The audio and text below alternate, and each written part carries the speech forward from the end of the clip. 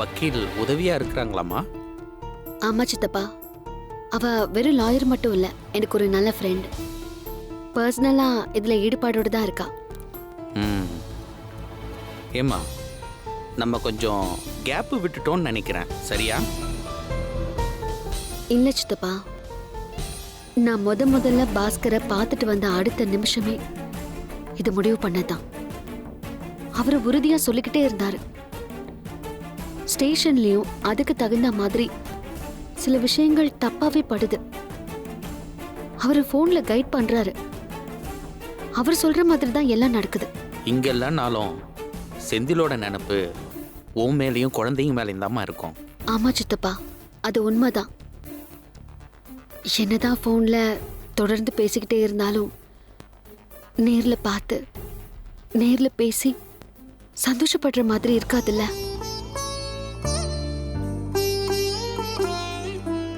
எத்தனை காலம் போனாலும் எவ்வளோ விஞ்ஞானம் வளர்ந்தாலும் நேர்ல பார்த்து பேசி அடையிற சந்தோஷத்தை எதுவுமே கொடுத்துட முடியாதுமா. மாணிக்கம் ஏதோ கொஞ்சம் இறங்கி வந்த மாதிரி தெரியுதுமா. அக்கா செந்தில கூடிய சீக்கிரம் வர வச்சிருவாங்கம்மா. அப்படியா சித்தப்பா? ஆமாம்மா.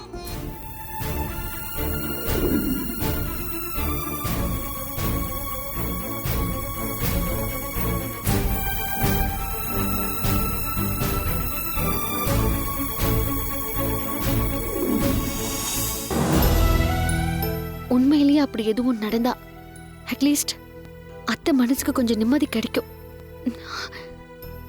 இந்த வீடும் போர்க்களமா இல்லாம சந்தோஷமா இருக்கும். மா, நீ சொன்ன உண்மையிலேயே அப்படின்ற வார்த்தையில 100 அர்த்தம் இருக்குமா. அது எதுவும் மாறாம நல்லபடியா எல்லாம் போட்டோமா. ஆமா சித்தப்பா.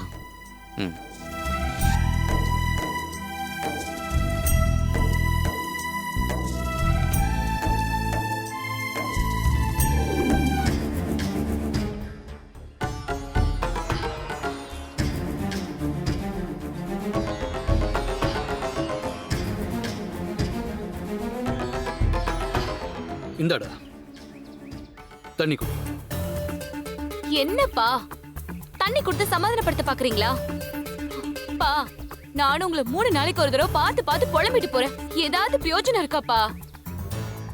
ஆனா அந்த வீட்ல கௌரியோட செயல்பாடெல்லாம் மாறி போச்சுப்பா. வக்கீல வச்சு கேஸ நடத்தின அத்தை சொன்ன அடுத்த நிமிஷமே வக்கீல பார்த்தாச்சு. ஸ்டேஷனுக்கு போய் இன்ஸ்பெக்டர் பார்த்தாச்சுப்பா. இப்படியே விட்டோனா நேரா ஜெயிலுக்குள்ள போய் தம்பி கையை பிடிச்சு வெளியே கூட்டிட்டு வந்துருவா போல இருக்க. இப்படி எப்பவும் படபடப்பாவே இருக்கிறத முதல்ல நிறுத்து. இதனால உன் உடம்புக்கும் பிரச்சனை, மூளைக்கும் பிரச்சனை. வரட்டும்ப்பா, வரட்டும். அந்த கௌரியால கண்ட பிரச்சனைகள் வரதுக்கு முன்னால என் உடம்புலயும் மூளையிலயும் ஏதாவது பிரச்சனை வரட்டும். அதான்ப்பா நல்லது.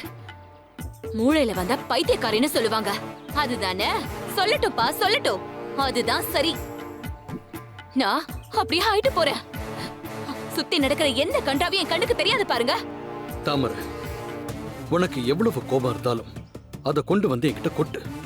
பரவாயில்ல, அப்பாவும் முடிஞ்ச அளவுக்கு அதை குறைக்கிறதுக்கு முயற்சி பண்ற. ஆனா அப்பாவையும் ஆத்திரப்படுத்தி பார்க்கணும்னு மட்டும் நினைக்காத. அதுக்கப்புறம் நீயும் நானும் ஒவ்வொரு மூலையில நின்னு கத்திக்கிட்டே இருக்க வேண்டியதுதான். இல்லப்பா, அந்த வீட்டுக்குள்ள அவளுக்கு எப்பவுமே சப்போர்ட் இருக்கும். ஆனா இப்ப வெளியில யாருப்பா? வெளிய போயிட்டு வந்தாலே ஏதோ சாதிச்ச மாதிரியே இருக்கா.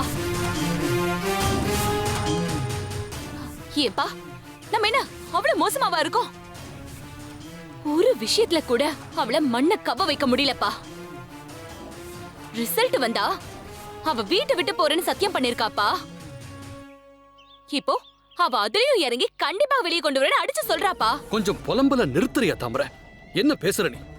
நான் கட்சி கத்திரிக்கான்னு எல்லாத்தையும் விட்டுட்டு உன் விஷயமா மட்டும்தான் சுத்திக்கிட்டு இருக்கேங்கிறது உனக்கு தெரியுமா தெரியாதா? ஆரம்பத்துல இருந்தே உன் வாழ்க்கையில சந்தோஷத்தை வரவிடாம பண்ணிக்கிட்டு இருக்கிற அந்த கௌரி மேலையும் அவ குடும்பத்து மேலையும் எனக்கு இருக்கிற கோபம் உனக்கு இருக்கிற கோபத்தை விட பல மடங்கு அதிகம்.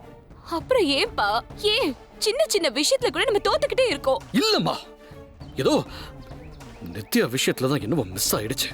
ஆனா அதுல கூட கடைசியில அந்த பாஸ்கர் பையன் வந்து கொலைப்பழியில சிக்கனானா இல்லையா? அப்பா, அதனால நமக்கு ஒண்ணு சாதகமா நடக்க போறது இல்லப்பா. இந்த வேகத்துல மட்டும் அவ சுத்திக்கிட்டு இருந்தா நாளே நாள்ல அந்த பாஸ்கரை கூட்டிட்டு வந்து நிறுத்தினாலும் நிறுத்திடுவாப்பா. அன்னைக்கு நீ பேசிட்டு போனதுக்கு அப்புறம் அதுக்கு அடுத்த நிமிஷமே அந்த பாஸ்கர் மேல ஜெயில ஒரு அட்டாக் நடந்துச்சே, அது தன்னால நடந்துச்சுன்னு நினைக்கிறியா?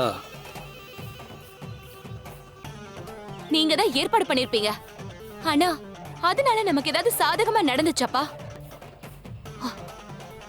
எனக்கு இது மாதிரி எல்லாம் இருந்தா பத்தாதுப்பா. அந்த கௌரி வீட்ல எல்லாரும் அசிங்கப்படணும்ப்பா. எதிர்த்து பேசி அவங்க வீரத்தை நம்ம கிட்ட காட்டணுங்கிற அந்த திமிரு மாறணும்ப்பா. அடங்கணும், ஒடுங்கணும். எங்க இருந்து தொலைறான்னு தெரியாமையே தொலைஞ்சு போகணும். அதான்ப்பா எனக்கு வேணும். அது மட்டும் தான்ப்பா எனக்கு வேணும். அந்த பாஸ்கர் எக்காரணத்தை கொண்டு வெளியே வரக்கூடாதுப்பா. அந்த ஒரே காரணத்துல அவ அந்த வீட்டை விட்டு வெளியே போகணும். அவ வயித்துல ரெட்டை குழந்தைன்னு அந்த வீடே தலைக்கால் புரியாம ஆடுது. அடுத்தது அதுக்கு ஒரு வழி பண்ணணும்பா. அந்த குடும்பம் நிச்சயமா அசிங்கப்படுமா? பாஸ்கர் வெளியே வர மாட்டான். கௌரி தோத்து போவா, அந்த வீட்டை விட்டும் போவா. அத நான் நடத்தி காட்டுறேன். அது வரைக்கும் நடக்கிறத எல்லாத்தையும் பார்த்து தயவு செஞ்சு நீ இப்படி டென்ஷன் ஆகாதம்மா. எனக்கு அது போதும்.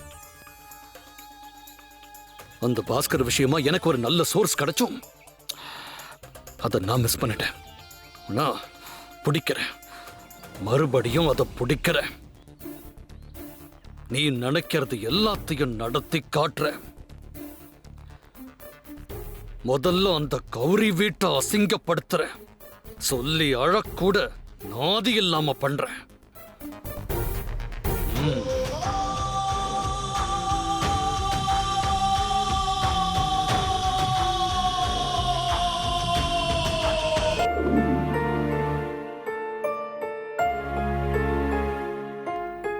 கௌரி, கௌரி, என்ன சித்தப்பா? என்னம்மா யோசனை உனக்கு? அது ஏதோ ஒரு வேகத்துல தம்பிய வெளியில கொண்டு வந்துருவேன்னு ரொம்ப நம்பிக்கையா பேசிட்டேன். சவாலும் விட்டுட்டேன். ஆனா ஸ்டேஷனுக்கு போய் போஸ்ட்மார்ட்டம் ரிப்போர்ட் எல்லாம் பார்த்ததுக்கு அப்புறம் ஒரு சந்தேகம் வருது சித்தப்பா. சந்தேகமே வேணாமா. மனுஷனை சந்தேகப்படலாம். ஆனா எந்த விதமான தயக்கமும் இல்லாம அந்த சித்தர் சொல்லி அனுப்பியிருக்கிறாரே, அதுக்கு என்ன அர்த்தம்? அவரோட தவத்துல தெரிஞ்சது அது வீணா போகாதுமா. அதனால அவரை பார்த்து 2 கையும் தூக்கிடு. அவர் வழி நடத்துவார்மா. தெளிவான வழியும் அவர் கண்டிப்பா காட்டுவார். அவர் கொடுத்த ஊக்கம் தான் சித்தப்பா தாமரை கிட்ட இந்த அளவுக்கு வேகமா பேச வச்சது. நம்ம பேச்சுல என்னைக்கும் போலித்தனம் கலந்ததே இல்லையம்மா. நீ பேசுற வார்த்தைகள் உண்மையாத்தான் இருக்கும். அப்படி இல்லைன்னாலும் உண்மையாத்தான் மாறும். தேங்கி நிக்காம அடுத்தது என்னன்னு யோசிமா. ஏன் சித்தப்பா, நாம அந்த பாவிங்களோட ஃப்ரெண்ட்ஸ் சர்க்கிள்ல கொஞ்சம் விஷயங்களை ஏன் தெரிஞ்சுக்க முயற்சி பண்ணக்கூடாது? பாஸ்கர் அடிச்சான், ஷாம் செத்து போயிட்டான், பாஸ்கரை அரெஸ்ட் பண்ணிட்டாங்க.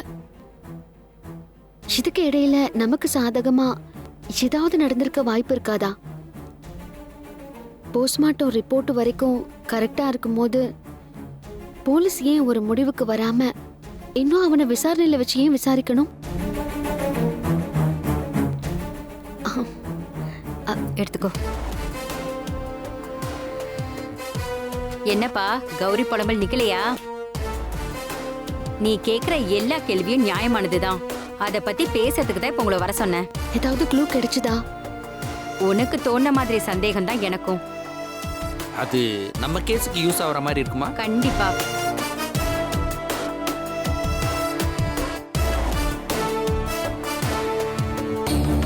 பாஸ்கர் நம்ம கிட்ட ஒரு விஷயத்தை மறைச்சிருக்கான்.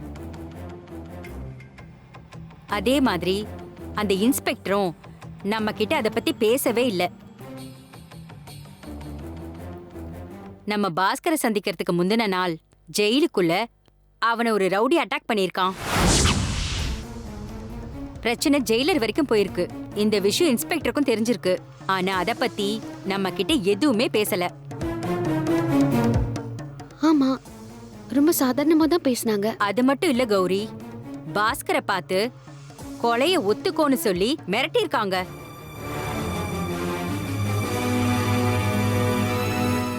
பாஸ்கரும் இத பத்தி நம்ம கிட்ட வாயே திறக்கலையே. அது வேற ஒன்றும் இல்லைம்மா, பயந்துருப்பான். உங்களுக்கு தெரிஞ்சா ரொம்ப மனசு கஷ்டப்படுவீங்கன்னு சொல்லாம இருந்திருப்பான். இல்ல சித்தப்பா, இது முக்கியமான விஷயம். இத போய் மறைக்கலாமா?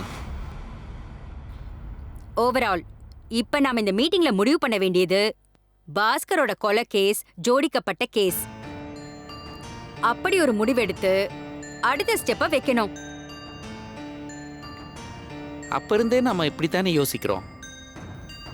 இப்போ அதுக்கு அழுத்தம் சேர்ந்திருக்கு. எஸ், அதுதான் உண்மை. அடுத்து நம்ம ஷியாமோட 3 ஃப்ரெண்ட்ஸ இது சம்பந்தமா அரெஸ்ட் பண்ணிருக்காங்க. ஆனா 4வதா ஒருத்தன் இருக்கான், அவன் இன்னும் பிடிபடல. அவனை ட்ரேஸ் அவுட் பண்ணா நிச்சயமா நமக்கு உபயோகமா இருக்கும். 4 பேர்ல ஒருத்தன் மட்டும் பிடி கொடுக்காம இருக்கான்னா? கௌரி, வக்கீல் சொல்ற மாதிரி நம்ம அவனை பிடிக்கிற முயற்சியில இறங்கலாமே. எங்கன்னு சித்தப்பா போய் தேடுறது? போலீஸ்கே சிக்காம இருக்கான். இல்ல கௌரி, நான் சொல்ற மாதிரி செய்.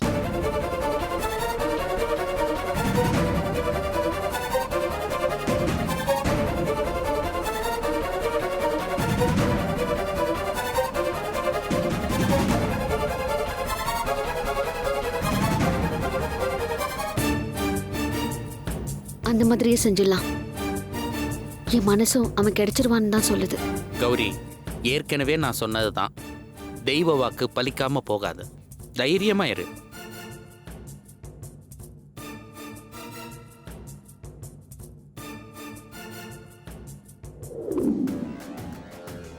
அந்த பாஸ்கர் எக்காரணத்தை கொண்டு வெளியே வரக்கூடாதுப்பா.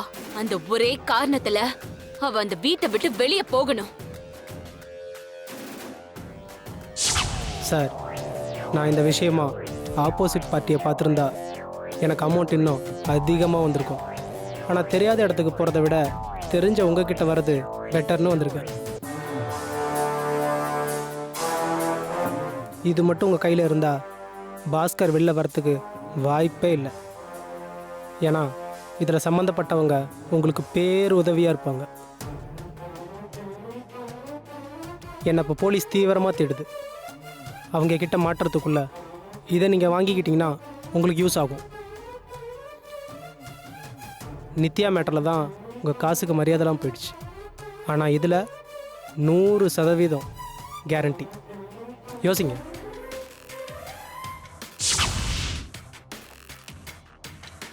சார், என்னோடய ஃபோன் நம்பர் இது. ஆனால் ஃபோன் ஆனில் இருக்காது. நீங்கள் தேவை அப்படின்னு டைப் பண்ணி ஒரு மெசேஜ் மட்டும் போட்டுருங்க. நான் எங்கே இருந்தாலும் வந்துடுவேன்.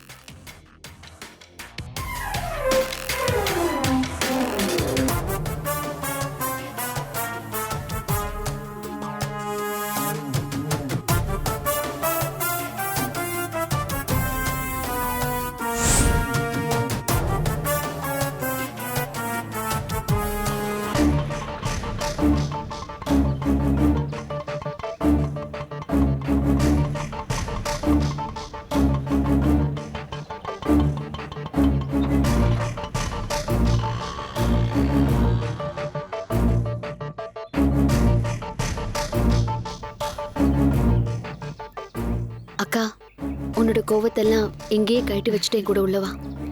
இல்ல கௌரி, நீ பேசுறத பார்க்க வந்திருக்கேன், அவ்வளவுதான்.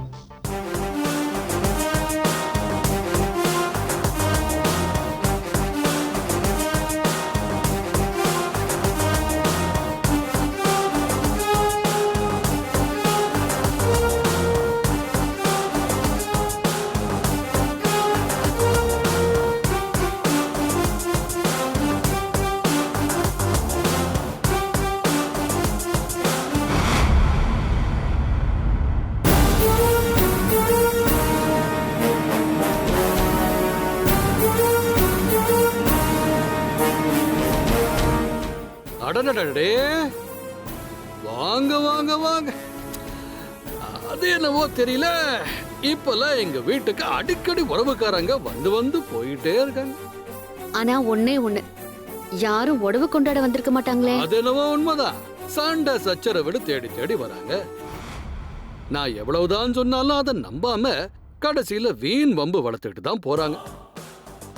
நானும் ரொம்ப வேண்டப்பட்டவங்களாச்சேன்னு ரொம்ப நிதானமா தான் போறேன். நிதானமா?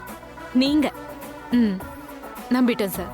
நம்புனாலும் சரி, நம்பலைன்னாலும் சரி, இந்த வீரபத்திரம் இப்படித்தான்.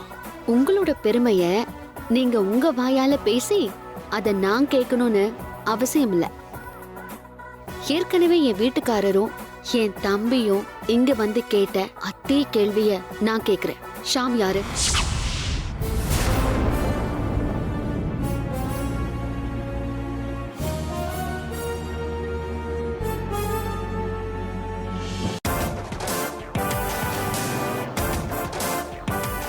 உறவுக்காரங்க அடிக்கடி வராங்க, சண்டை சச்சரவு பண்ணிட்டு போறாங்கன்னு வாய்க்கிழியே பேசுறீங்களே. ஒத்த பொண்ணை பெத்து வச்சுட்டு அதுக்கு ஏதாவது நல்லது பண்ணணும்னு உங்க மனசுல நினைச்சிட்டு இருக்கிற எல்லாருக்கும் கெடுதல் பண்ணிட்டு இருந்தா சந்தோஷமா பேசுவா வருவாங்க? ஏங்க, நான் தானே உங்க மகளுக்கு நேரடி எதிரி. அப்படி இருக்கும்போது எதுக்கு இப்படி கோழ மாதிரி எங்க வீட்டு ஆளுங்களுக்கு தேவையில்லாம டார்ச்சர் கொடுத்துட்டு இருக்கீங்க? ஏமா இப்படி கேள்வி கேட்டுக்கிட்டே இருந்தீங்கன்னா எனக்கு பதில் சொல்ல அவகாசம் வேண்டாம்.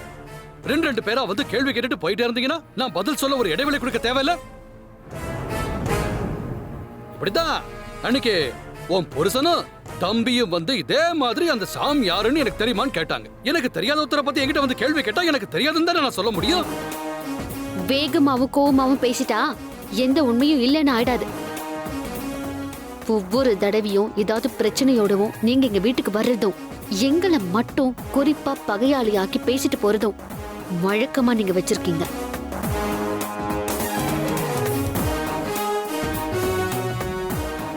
உங்கள மாதிரி ஒரு கேடுகெட்ட புத்தியோட நானும் இருந்திருந்தா உங்க பொண்ணு எப்பவும் அந்த வீட்டை விட்டு இங்க வந்திருப்பா.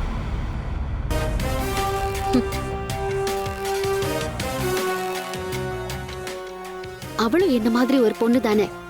அவ அப்படி இருக்காளேன்னு நாமளும் புத்தி மாத்திக்கிறது சரியா வராதுன்னு எனக்கு நானே போட்டுக்கிட்ட கட்டுப்பாடுதான் இந்த நிமிஷம் வரைக்கும் அவ அங்க இருந்துட்டு இருக்கா.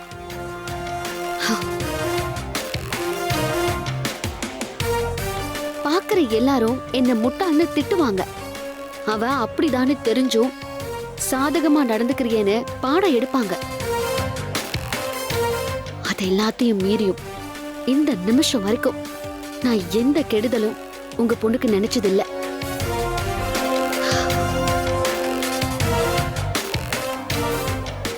இனி நினைக்க வச்சிடாதீங்க. என்னம்மா எதையோ பேச வந்துட்டு என்னென்னமோ பேசிக்கிட்டு இருக்கீங்க. என்னவோ என் பொண்ணு வாழ்க்கையே உங்க தயவுல தான் இருக்குங்கிற மாதிரி பேசுறீங்க. அதுல என்ன சந்தேகம்? ஒரு நிமிஷம் போதும். என்னோட கார்மெண்ட்ஸ் பிரச்சனை, நித்யா பிரச்சனை, பாஸ்கர் பிரச்சனை, இதுல எல்லாம் உங்களுக்கு எந்தெந்த வகையில தொடர்பு இருக்குன்னு அன்னபூர்ணி அம்மா கிட்ட சொன்னேன்னு வைங்க, உங்க கதை என்ன ஆகும் பார்க்கலாமா? உங்க வாழ்க்கை நகர்தா நிக்குதான்னு பார்க்கலாமா?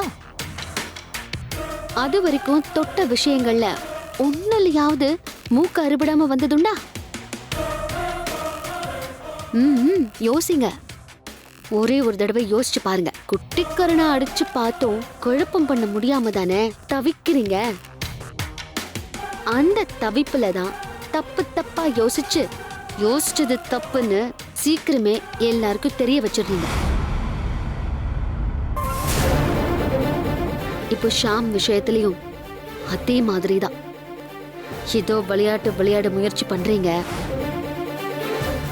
அதுலயும் கூடிய சீக்கிரம் பல்லு இழிச்சு நிக்க போறீங்க. போது நிறுத்து. வீட்டுக்கு வந்தவங்களை மதிச்சு அவங்களை நடு வீட்டுல நிக்க வச்சு பேசிக்கிட்டு இருக்கேன்னா அதுக்கு என்னோட பெரிய மனசுதான் காரணம். ஆனா அதுக்காக இப்படி வண்டியா புழுகு மூட்டையை அவுத்து விட்டுக்கிட்டே போவீங்கன்னு தெரிஞ்சிருந்தா உங்களை எல்லாம் வாசல்லயே நிக்க வச்சு துரத்தி விட்டுருப்பேன். துரத்தி விடுங்களேன். துரத்தி விட்டுட்டா நீங்க செஞ்ச அயோக்கியத்தானலாம் இல்லைன்னு ஆயிடுமா? ரொம்ப பேசுறீங்க. ஐயோ, இப்பதானே நான் பேசவே ஆரம்பிச்சிருக்கேன். இனி போக போக செயல்லையும் காட்டுறேன். வீண் பேச்சு பேசி ஆவறதுக்கு ஒண்ணுமே இல்லைன்னு ஆன பிறகு செயல்ல சாதிக்கிறதையும் பார்க்கத்தானே போறேன். கண்டிப்பா பார்க்கலாம். என் தம்பி பாஸ்கர் விஷயத்த அவ்வளோ சீக்கிரம் ஒதுக்கி வச்சுட்டு சும்மா இருந்துருவேன்னு மட்டும் நினைச்சிடாதீங்க. அது வரைக்கும் உங்களுக்கு கவுண்டர் அட்டாக் பத்தி எந்தவித அனுபவமும் இருந்திருக்க வாய்ப்பில்லை. சோலோவா இறங்கி வெறும் வாய் சவடாலேயே காரியத்தை சாதிக்க முயற்சி பண்ணிருக்கீங்க. ஆனா இந்த தடவை ஒவ்வொரு அடியிலையும் உங்களுக்கு உங்க காலுக்கு கண்ணி வெடிய நாங்க அறிமுகப்படுத்த போறோம்.